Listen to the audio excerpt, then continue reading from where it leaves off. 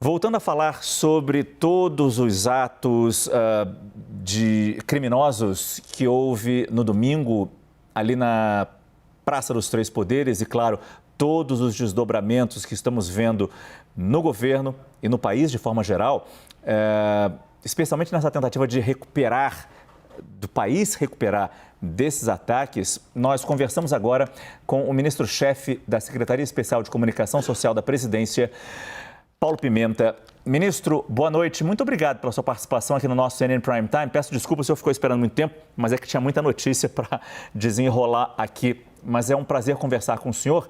E aí, eu começo perguntando em relação àquela imagem tão forte que nós vimos ontem, já que o senhor é da Secretaria de Comunicação e a gente viu a imagem tão forte ontem do presidente Lula unido aos governadores, a outras autoridades, tanto do Supremo, quanto da Câmara, quanto do Congresso, de forma geral. Eu pergunto de quem foi a ideia de fazer aquele encontro e fazer aquela caminhada até o Supremo Tribunal Federal, que nós mostramos ontem ao vivo, aqui dentro do Prime Time. Qual era o objetivo e quanto tempo deve durar essa lua de mel entre governadores, mesmo alguns governadores de oposição e o Congresso? E a gente sabe, dentro do Congresso, há deputados, há senadores que, mal ou bem, também são de oposição e durante meses, num histórico de meses, contribuíram por insuflar aqueles manifestantes que cometeram aqueles atos criminosos no domingo. Boa noite, é um prazer poder conversar com vocês mais uma vez. Eu tenho dito e quero aqui repetir para vocês que a resposta que o Brasil, que a resposta que as instituições, que a resposta que a democracia deu aos atos criminosos e terroristas que ocorreram no domingo foi muito forte. A democracia, eu estou convencido disso, ela sai fortalecida desse episódio. O presidente Lula, no domingo à noite, visitou as instalações do Palácio do Planalto, foi ao STF e na segunda-feira pela manhã realizou as audiências já no Palácio. A dar uma demonstração de absoluta normalidade institucional. Na primeira agenda, na segunda pela manhã, recebe os chefes dos três poderes. A ministra Rosa Weber, acompanhada do ministro Barroso, do ministro Toffoli, o presidente da Câmara, Arthur Lira, o presidente do Senado, veneziano, e mostra para o Brasil a absoluta tranquilidade e segurança no funcionamento das instituições. Logo em seguida, o presidente reúne com os comandantes das Forças Armadas. Durante todo o dia, recebeu manifestações de apoio de chefes de Estado de todo o planeta. Entre eles, recebeu a ligação do presidente dos Estados Unidos, manifestando a solidariedade, hipotecando a solidariedade ao nosso país. E no final do dia, realiza esse encontro histórico com todos os governadores. E juntos atravessam a Praça dos Três Poderes e mostram a solidariedade, o compromisso com a democracia e com as instituições, com a presença de todos eles à sede da Suprema Corte. Não há demonstração mais forte, inequívoca, de compromisso com a democracia e de funcionamento com as instituições. Mais do que isso, o conjunto de medidas que foram adotadas para coibir, para identificar, para punir aqueles que participaram, patrocinaram, financiaram esses atos contra a Constituição, é uma demonstração inequívoca de que nós não estamos mais dispostos a tolerar qualquer tipo de tentativa de ataque à Constituição e à democracia. Eu acho que esse é um grande sinal que os poderes, não é o governo, são os três poderes juntos demonstram esse compromisso com a Constituição. Acho que o momento é muito delicado, mas ao mesmo tempo é um momento de fortalecer esse compromisso e acho que a mensagem tem sido dada de forma muito forte. O momento é delicado, como o senhor bem diz, especialmente porque a gente não sabe exatamente o que aconteceu ainda, o que levou àquela falha de segurança do Distrito Federal, especificamente no governo do Distrito Federal, no policiamento na esplanada, na entrada da esplanada dos ministérios, que levou aqueles manifestantes até a Praça dos Três Poderes e daí eles se transformaram em invasores, em agressores, em terroristas, em criminosos que depredaram os três palácios. Mas eu pergunto se, por exemplo, no caso do local onde o senhor trabalha, o Palácio do Planalto, também não houve falha da segurança do Palácio do Planalto? Afinal, vocês também sabiam do risco de manifestações se tornarem mais agressivas no domingo 8 de janeiro. Olha, nós vamos apurar e as investigações vão revelar todos, os episódios que envolvem esse acontecimento. As trocas de informações entre a inteligência do Gabinete de Segurança Institucional, da BIM, da Polícia Federal, com os setores de inteligência que atuam no GDF. Portanto, não há, a priori, nada que não possa ser investigado e não possa ser apurado. O que nós temos a convicção é que esses episódios não teriam acontecido sem algum nível de comprometimento das autoridades. Não é possível que um grupo de manifestantes possa ter tanta facilidade para invadir a sede dos três poderes e que a resposta institucional, no momento do ataque, tenha sido insuficiente. As iniciativas adotadas pelo Poder Judiciário de pedidos de prisão, de afastamento de autoridades, de medidas que foram adotadas hoje durante o dia, todas elas têm esse objetivo: apurar as responsabilidades. Independente de qualquer instituição que esteja envolvida, esta apuração tem que nos trazer, de fato, o que aconteceu, para que nós possamos conhecer a verdade, tomar as precauções necessárias para impedir que, em qualquer circunstância, episódios como esse possam ser repetidos. Ministro, quem faz a próxima pergunta é a nossa analista de política de Brasília, Basília Rodrigues. Basília, por favor.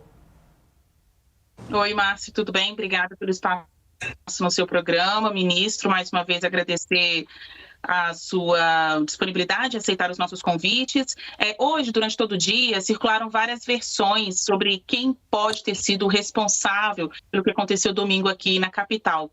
Uma dessas versões, que tem sido alimentada por parlamentares de oposição ao governo de Lula, aponta para o Ministério da Justiça. Então, tem gente dizendo que o ministro Flávio Dino estava do alto do ministério vendo a chegada dos policiais e poderia ter feito alguma coisa.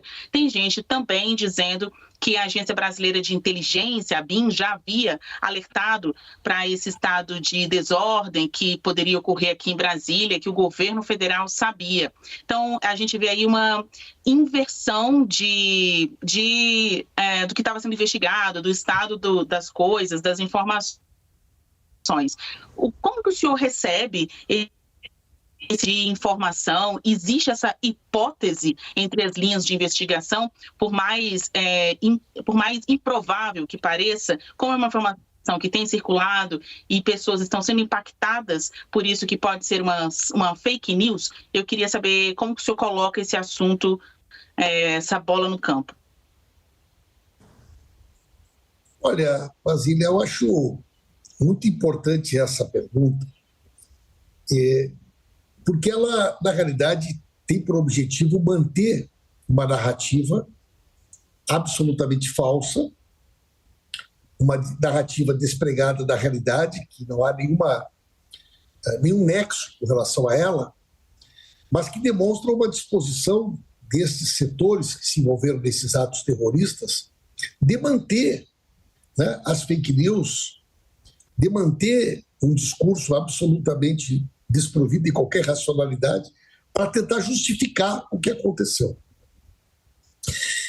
Essa tentativa me faz lembrar um episódio que é muito conhecido na literatura e por alguns especialistas é considerado o primeiro episódio assim, a ser estudado dessa chamada realidade paralela, desse mundo paralelo, nos anos 50, nos Estados Unidos, havia uma febre de informações sobre discos voadores. Teve vários livros publicados, filmes publicados. E um determinado grupo recebeu a informação de uma senhora que, segundo ela, os extraterrestres informaram a ela que o mundo ia acabar. E aconteceu um grande dilúvio e somente as pessoas que estivessem na propriedade dela seriam salvas. E muitas pessoas venderam tudo que tinham e foram para essa propriedade. E chegou no dia do dilúvio e o dilúvio não aconteceu. E as pessoas não morreram. Vários psicólogos, cientistas, sociólogos estavam lá para presenciar como que essa história teria um desenlace. E no outro dia de manhã, a senhora chegou e explicou para as pessoas que o mundo não tinha acabado, porque a fé e o desprendimento delas fez com que a realidade fosse modificada e eles passaram a ser conhecidos como o grupo que salvou o mundo. É mais ou menos isso que eles estão tentando criar. Um grupo terrorista, criminoso, invade as instituições, alimenta o discurso de ódio, um discurso contra a democracia durante meses, pagam as pessoas para que venham a Brasília. Existem informações das mais variadas, né? Ônibus pagos, tudo pago, estadia paga. Há todos os indícios e provas de participação deles nos crimes que foram cometidos e tentam agora criar uma versão de que eram infiltrados ou que foi facilitado o ingresso deles na área dos três poderes para poder justificar as medidas que foram adotadas depois para acabar com os acampamentos e coisa do gênero. Evidentemente que esse discurso não encontra nenhum nexo com a realidade. Esses grupos são grupos que estão cada vez mais isolados na sociedade. Eu acho que nós temos que ter esse episódio de domingo como um marco. Eu acho que o marco que deve servir como referência para o Brasil não é o dia da eleição. Votar num candidato ou no outro faz parte da democracia. Mas o marco que deve dividir aqueles que defendem a democracia, aqueles que defendem o autoritarismo, é de que lado as pessoas ficarão a partir do que aconteceu no último domingo. Ministro, agradecendo a Barizília Rodrigues, eu passo a pergunta agora para o nosso outro analista de política, este em São Paulo, Yuri Pita. Obrigado, Márcio. Boa noite, ministro. Prazer falar com o senhor. Vou seguir nessa mesma toada que o senhor já estava tratando com a Basília em relação à desinformação. A gente sabe o papel que uma série de informações inverídicas, de desinformação, de fake news, o papel que essas fake news tiveram no fomento ao ânimo das pessoas de fazerem o que fizeram no domingo, e mesmo depois, ainda a gente viu muita desinformação, a exemplo da história de que uma senhora idosa teria morrido nas dependências da Polícia Federal, o que é comprovadamente mentiroso. E aí queria tratar disso com o senhor a respeito, pela perspectiva de política pública, diretamente ligada à sua pasta, dado que a Secretaria de Comunicação Social tem uma Secretaria de Políticas Digitais que pretende discutir e propor políticas públicas relacionadas às redes sociais e o combate à desinformação. Queria ouvi-lo o quanto este episódio do domingo torna ainda mais urgente o trabalho da Secretaria e quando o senhor espera propor à sociedade brasileira políticas para regulamentar e tentar conter ao máximo a disseminação de desinformação nas redes sociais. Muito bem. Você sabe que esse é um debate que não está sendo feito só no Brasil. Esse é o debate que o mundo hoje está fazendo.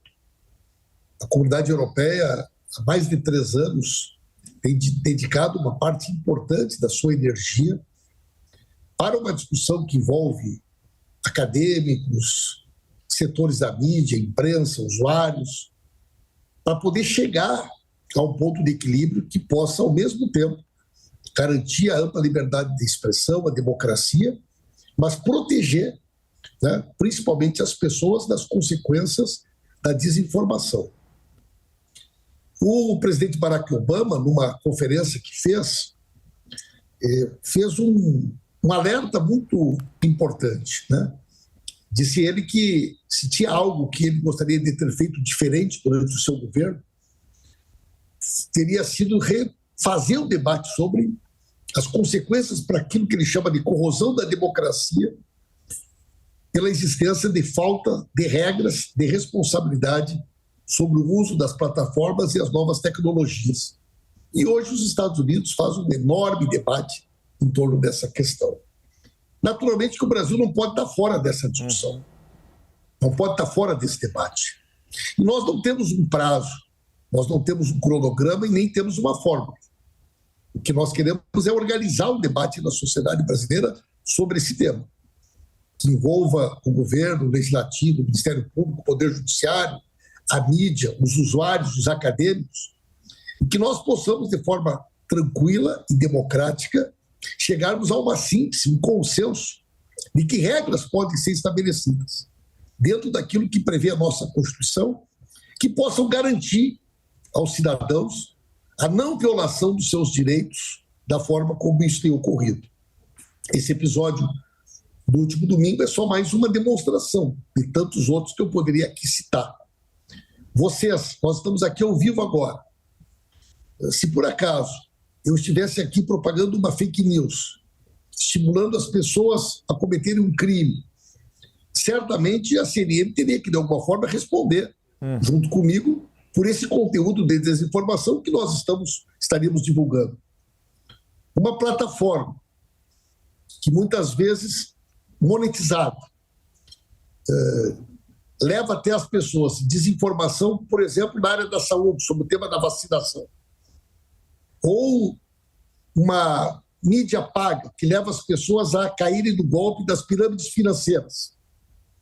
Essa plataforma deve ter algum nível de responsabilidade sobre o conteúdo que ela divulga, sobre o conteúdo que, através da sua plataforma, chega até as pessoas. É essa discussão que nós temos que fazer, né? Então, o Brasil precisa fazer esse debate. Em meio ao ataque à democracia, muitas páginas que se transmitiam estavam monetizadas, as pessoas estavam ganhando dinheiro transmitindo os crimes contra a democracia, sendo veiculados ao vivo. O que a sociedade brasileira precisa debater é como é que ela quer, né, regular, como é que ela quer organizar essa síntese entre liberdade de expressão e garantia de não desinformação como algo normalizado, né, da forma como hoje tem acontecido em muitas oportunidades. Muito obrigado, Yuri Pita. Eu agradeço também ao ministro-chefe da Secretaria Especial de Comunicação da Presidência, Paulo Pimenta, pela sua entrevista aqui no nosso CNN Prime Time. Muito obrigado, ministro. Boa noite. Um abraço a vocês e muito obrigado. Um abraço.